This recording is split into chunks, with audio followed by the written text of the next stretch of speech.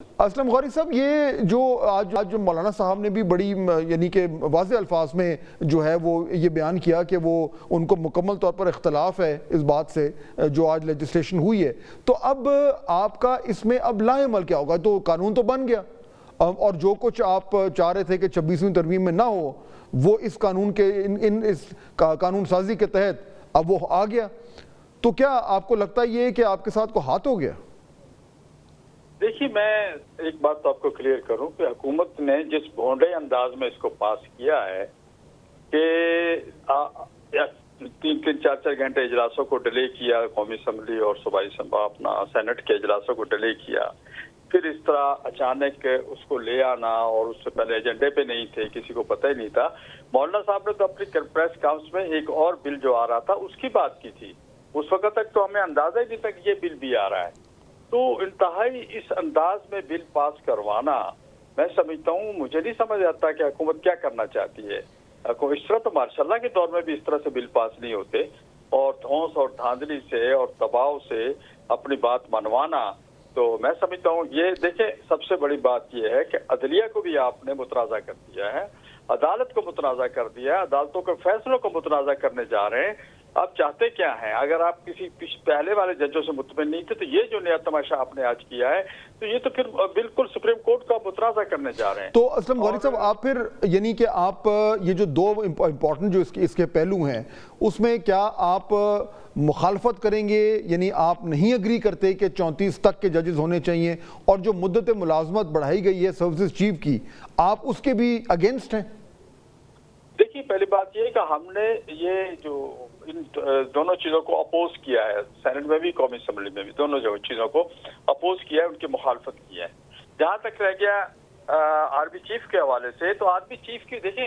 Army chief کی مدت بڑھتی رہی ہے اور حکومت اپنی ضرورتوں کے مطابق بڑھاتی رہی ہے، گو کہ ہم نے ہمیشہ مخالفت کی ہے اور ہم نے آج بھی اس کو اپوز کیا ہے، لیکن یہاں تو آپ نے اس کو آرمی چیف کو ہی متنازع کر دیا، آپ نے آنے والے مزید جو ججز آ رہے ہیں ان کو قبل از وقت متنازع کر دیا۔ اب جب تنقید حکومت پہ ہوگی تو حکومت پہ کم ہوگی، ان شخصیات پہ زیادہ ہوگی جن کو آپ اوبلائز کرنے جا رہے ہیں۔ اور حقیقت یہ ہے کہ ہم نے اس طرح کر کے ملک کے لیے نقصان پیدا کر رہے ہیں، قوم کے لیے نقصان کر رہے ہیں، اور کر کون رہا ہے؟ جو جمہوریت کے سب سے بڑے دعوے ہیں، پیپلز پارٹی ہو یا مسلم لیگ ہو۔ ہم تو حیران ہیں کہ ہم کسی اور سے اس طرح کی توقع رکھ سکتے تھے، لیکن ان پارٹیوں سے ایسی توقع۔ تو یعنی کہ آپ اس 5 سالہ مدت کے اگینسٹ نہیں ہیں، اس کے خلاف نہیں ہیں، آپ صرف یہ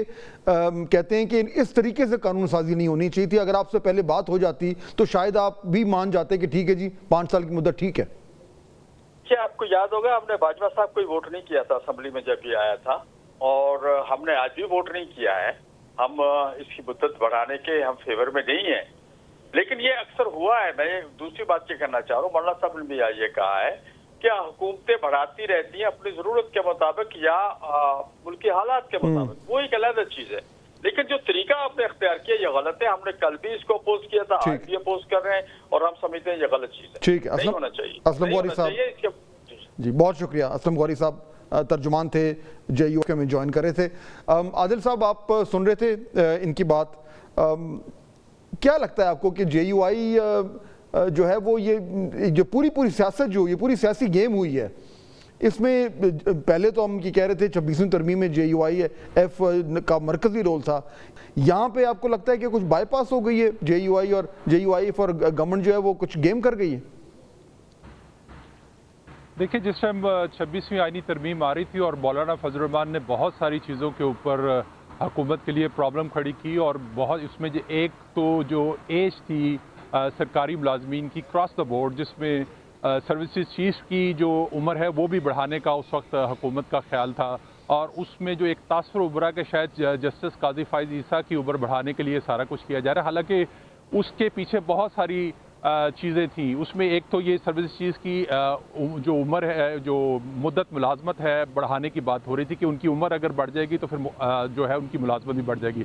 دوسری چیز، حکومت جب مولانا فضل الرحمان نے بہت ساری چیزوں میں رکاوٹ پیدا کی تو پھر اس ٹائم حکومت نے ایک اسیسمنٹ کی کہ کون سی چیزیں جو ہے وہ ہم آئینی ترمیم کے ذریعے پاس کروا سکتے ہیں اور جس پہ کمپرومائز نہیں کرنا، اور کون سی ایسی چیزیں ہیں جس کو ہم قانون سازی کے ذریعے جو ہے سادہ اکثریت سے جو ہے وہ امینڈ کر سکتے ہیں۔ تو وہ حکومت نے اس میں جو اس وقت 26ویں ترمیم کی اس کے تحت جو کنسنسس ہوا، آپ نے دیکھا کہ اس میں مولانا فضل الرحمان بھی اس ٹائم ساتھ تھے، لیکن اس وقت جو بہت ساری چیزیں، یہ پارٹ 1 ہے جو قانون سازی کا ہے، اس کے بعد پارٹ 2 بھی آنا ہے۔ اس میں جو سب سے امپورٹنٹ ہے وہ سروسز چیف کی جو عمر ہے، مدت ہے، وہ 5 سال کر دی گئی ہے۔ آپ کو یاد ہوگا کہ 2019 میں جب عمران خان پرائم منسٹر تھے تو اس وقت ایک آئینی ترمیم کی گئی تھی آرٹیکل 243 کے اندر، جس میں مخالفت کے باوجود پیپلز پارٹی اور نون لیگ نے بھی اس ترمیم کی حمایت کی تھی، اور جس کی وجہ سے جنرل باجوہ کو ٹینشن میں اس والے معاملے پہ وقت ہے یہ چیزیں میں تھوڑا سا نا اس پہ تھوڑا مزید میں بات کریں گے، کیونکہ اس کے 2-3 نقطے بڑے امپورٹنٹ ہیں۔ لیکن زنیرہ یہ بتائیے کہ جو یہ پالیٹکس ہوئی ہے اس میں پھر تو یعنی کہ شاید یہ کہنا غلط نہ ہو کہ گورنمنٹ جو ہے اس نے آدھا کام 26ویں ترمیم کے تھرو کروا لیا جو وہ اوریجنلی کروانا چاہ رہے تھے، جو بھی ایجنڈا تھا، اور جو باقی رہ گیا تھا وہ خاموشی سے یہاں سے کروا لیا ہے۔ تو ان دی اینڈ جو کچھ انہیں چاہیے تھا وہ تو لے لیا انہوں نے پھر۔ ایبسلیوٹلی، آپ بالکل ٹھیک کہہ رہے ہیں، بلکہ بیسڈ آن دس کہ 26ویں ترمیم کا یہ سب کچھ حصہ تھا،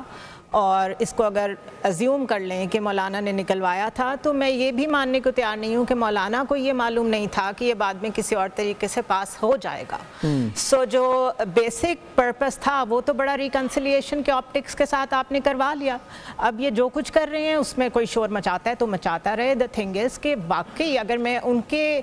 شوز میں جا کے سوچوں گورنمنٹ کے، تو ان کی کنٹینیوٹی کے لیے بہت ضروری ہے کہ جو ججز میں ایکٹیویزم آیا ہوا ہے اس کو کنٹرول کیا جائے، اور کنٹینیوٹی میں پھر of course civil military equation is also very important. So if anything this sends a very loud and clear message to everyone جو سمجھتا ہے کہ یہاں کوئی چینج آنے والا ہے یا ہم کچھ ڈسمینٹل کر لیں گے یا سلیش کر لیں گے، کہ things are going to stay this way. یہ بڑا لاؤڈ اینڈ کلیئر میسج ہے۔ دوسرا جو ایک پرابلم تھا وہ بھی آج ریزالو ہو گیا ہے، کہ جو ہم کنفیوژن کا شکار تھے کہ اب بینچز کیسے بنیں گے، آئینی بینچ کا سربراہ کون ہوگا، کیا جو ابھی لوگ چیلنج کر رہے ہیں 26ویں ترمیم کو وہ کر بھی سکتے ہیں کہ نہیں، بیکاز اگر وہ چیلنج کر رہے ہیں اور اس کے اوپر ججز نے بات کرنی شروع کر دی، کیسز کو سننا شروع کر دیا، تو پھر 26ویں ترمیم کا فائدہ کیا ہے؟ تو آج یہ جو فرسٹ پوائنٹ ہے کہ سپریم کورٹ میں موجودہ آئینی معاملات، درخواستیں، اپیلیں سب آئینی بینچ نپٹائے گا، تو اس سے پتہ چلتا ہے کہ judicial activism is going to be control now. اب جن لوگوں کو فائدہ مل رہا تھا وہ نہیں مل سکتا۔ یہ دونوں بڑے امپورٹنٹ پوائنٹس ہیں، اور اسی لیے جو پہلے میں جو فریمنگ کر رہا تھا کہ گورنمنٹ کی طرف سے یہ ہے کہ جی ہمیں یہ تمام تر چیزوں کی ضرورت ہے اسٹیبلٹی کے لیے، کنٹینیوٹی کے لیے، اور یہ لیجسلیشن، یہ قانون سازی اس دن ہوئی ہے جس دن اسٹیٹ بینک نے جو ہے وہ انٹرسٹ ریٹ جو ہے اس کو مزید 2.5 پوائنٹ کم کر کے 15% پہ لے آئے ہیں۔ تو یہ ایک تسلسل سے یہ نقطے سے نقطہ جڑتا جا رہا ہے، لیکن کیا یہ ہماری جو ایک ڈیموکریٹک سسٹم ہے اس کو تو کمزور نہیں کرے گا؟ اس کے 2 اور نکات ہیں جن پہ میں بات کروں گا۔